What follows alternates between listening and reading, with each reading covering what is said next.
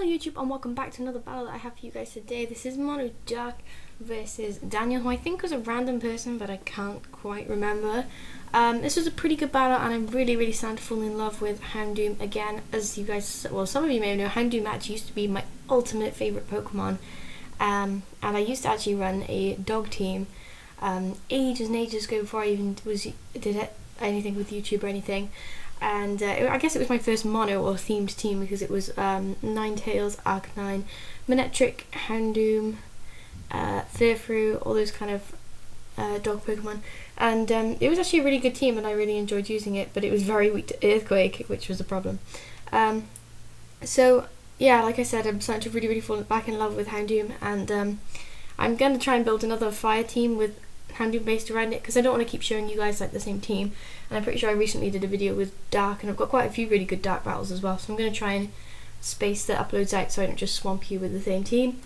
But this was a really good battle and it was pretty enjoyable, so I hope you guys like it and I will get straight on into it. Hopefully my mic sounds better. I'm not sure because I haven't listened to this back yet, but hopefully it'll sound better. So Daniel is issuing a challenge and he's going to lead out with his Aerodactyl and I'm going to lead out with Sharpedo, and this is going to be pretty good for me because obviously I'm going to be able to protect and outspeed this thing. So he's going to swap out either predicting a protect or just playing it safe, and he's going to go into Salamence and get an Intimidate drop on me, which could have been another reason he swapped out as well. Although I'm quite confident in Sharpedo's kind of power, so I'm not going to bother swapping out or anything. I didn't know if this was going to be a Mega or whatnot. His shout-out was OU battles, but he still bought Aegislash, which was Uber anyway, so I didn't really know whether this thing was going to be Mega, but it turns out he isn't, and he's just going to go straight for an Outrage, and it's going to hit me pretty hard. I wasn't sure whether he was going to be banded or whatnot, but it turns out he's actually Lumberry to cure himself of the confusion and all sorts. So I'm going to go for another Crunch here, which is doing it would have been an easy 2-hit KO if it wasn't for the Intimidate, I think. So he's going to obviously kill me there, take me out because my sash was already broken, and that is going to be the end of Sharpedo. He is going to get confused, however, but he's going to cure that confusion with that Lumberry, which is kind of unfortunate. So I'm going to bring in Hydreigon. I was kind of bluffing a Choice Scarf here, trying to scare him out, so I could double swap back and go into my Umbreon so I could hopefully foul play something if he did swap out, or foul play this thing if he decided to stay in. Part of me was scared whether he would be able to outspeed me, I wasn't sure. So he's going to swap out there and bring in his Swampert, which is pretty good for me because that gives me a chance to Toxic it or whatnot. So he's going to go for the Mega, so it's obviously going to be a Mega Swampert and not Mega Salamence, which is pretty good because otherwise that would have been extremely difficult to take out. And I'm just going to go straight for a foul play here, which is going to do a really nice amount of damage and get it straight into yellows. He's going to go for an Earthquake 2, which shouldn't do too much to me, but I can't quite. Oh my god, it does loads. Part of me always seems to think that my Umbreon is physically defensive because I've got a Rocky Helmet on it, but it's really not. So I'm going to swap out there and go to my Murcrow, hoping for another Earthquake, but I was kind of worried whether he may have Ice Punch, so I didn't want to risk going into my Hydreigon. And he's going to bring in his Aerodactyl here, and he's got the Pressure ability, which is going to be kind of annoying for my Roosts. So I'm going to go for a Calm Mind here, obviously because the priority. I know this thing's going to hit me with a physical attack, but I can't boost my physical attack anymore. I'm already max HP and max physical defense, and he's actually going to go for a Stealth Rock as well, so I got a free Calm Mind up there, and I really needed a boost to my special attack, otherwise I wouldn't have been able to do anything to this thing. So he's going to go for a Stone Edge, and considering that stab, it didn't really do enough to take me out, which was good, unless he crits me, which is the only crits are my worst enemies. So I'm going to go for Roost there, Roost away my flying typing and get my HP back at the same time. I was really hoping for a miss or something, just like a lucky break, but this guy lands every single Stone Edge he attempts to land, which is really sucky for me. So I'm just trying to stall out, hoping for a miss or hoping to just stall out all the PP that I can with my Roosts. So I'm just going to keep going for Roost and he's going to keep going for Stone Edge. But I'm healing back more than he's doing to me so long as he doesn't crit me, hopefully. He's going to swap out because he's obviously getting a bit bored of the Roost Stone Edge game and he knows that he's going to miss one eventually. And he's going to go into his Swampert as I go for yet another Roost. and heal myself back up to full HP, which is leaving me in a pretty perfect position. And I'm easily going to outspeed this thing anyway and go for a Dark Pulse. Unfortunately, it wasn't quite enough to take it out, and that avalanche is going to hit me for super effective and hit me pretty damn hard, but it's still not quite enough to take me out thanks to my Everlight. So I'm going to be able to go for another Roost to negate my flying typing again, making the next avalanche do less damage as well, because I think it's only when you're hit by an attack, and also it's not going to be super effective as well, so it's going to do next to nothing on me, which is a lot better for poor little Murcrow here. Good old Jack. Gonna go for another Roost, get some more of my HP back. And he's actually going to start outplaying me here and go for an Aqua Tail, realising that Avalanche is really not going to do anything to me.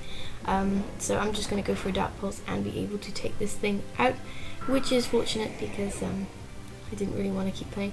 I think we may have been speed tying then, because he outsped me that time, but I outsped him with a Dark Pulse the time before.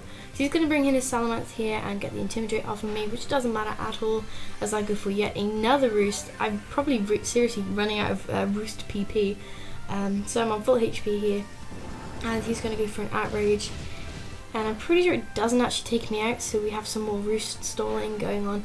It's not like I enjoy stalling, but I really wanted this thing to get confused and hit itself, because that was like my only chance of killing it, and I didn't really have much else on my team that could probably outspeed this thing, or be able to take it out, or whatever, or survive. Obviously Umbreon couldn't take that Earthquake, and he probably couldn't take an Outrage either, so I'm just going to have to keep going for Roosts, really hoping he confuses himself. And I had a match once where Outrage lasted 6 turns. It banded Outrage, caned my whole team, and he didn't get confused. So he's going to get confused due to fatigue here, and I'm going to go for a Roost, hoping that he hits himself, because if he hits himself, he'll hopefully be able to take himself out.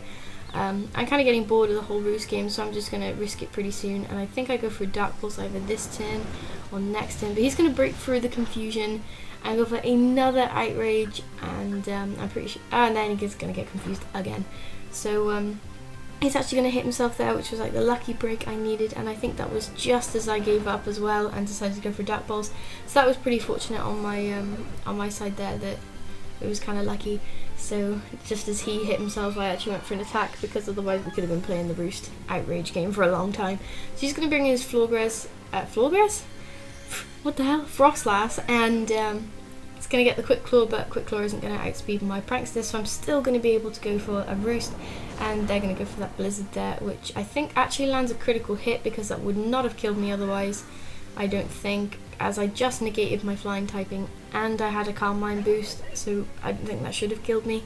I'm pretty sure that crit did matter. So I'm going to bring in not like it matters, but I'm going to bring in Scrafty here, and they're actually going to go for Thunder Wave, and I find it so funny when people try and status Scrafty. Scrafty eats status, he just does not care, he's just going to shed that shit off, and if I don't get a shed skin, I'm just going to rest it off. So I'm able to easily go for bulk ups here. I'm not risking a Destiny Bond because I haven't seen every move that he has, and I get the shed skin pretty early on too, which is good. No pyro hacks from me, fortunately, because hacks hate me, as I've said many a time. So speaking of hacks, we've got some attract hacks going on now.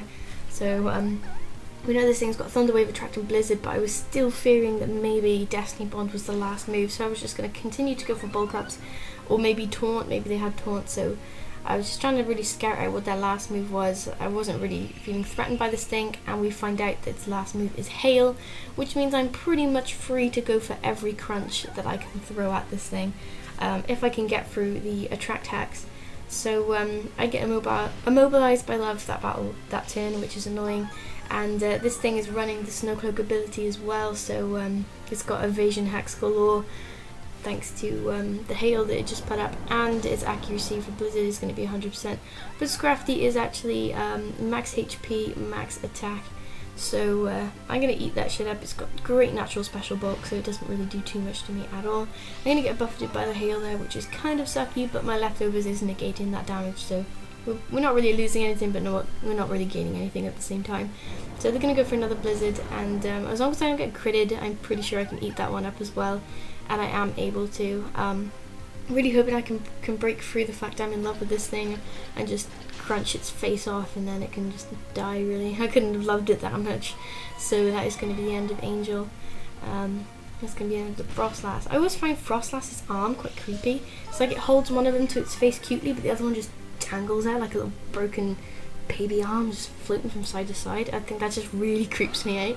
So they're going to bring in the Aerodactyl here, and obviously I was kind of expecting a aerial ace or something, but they're actually going to go for Earthquake, and because I got so many bulk ups up, I am able to still survive that really surprisingly and go for a Drain Punch and get some HP back. I was really just willing to sack my Scrafty there. I just, you know, didn't really mind, but no, I still managed to take that, so I was pretty impressed with Scrafty. I love Scrafty. I knew there was a reason I kept this guy, so I'm going to get some Lefty's Recovery again. It doesn't matter if he's 4 times weak to Fairy, he can still kick ass.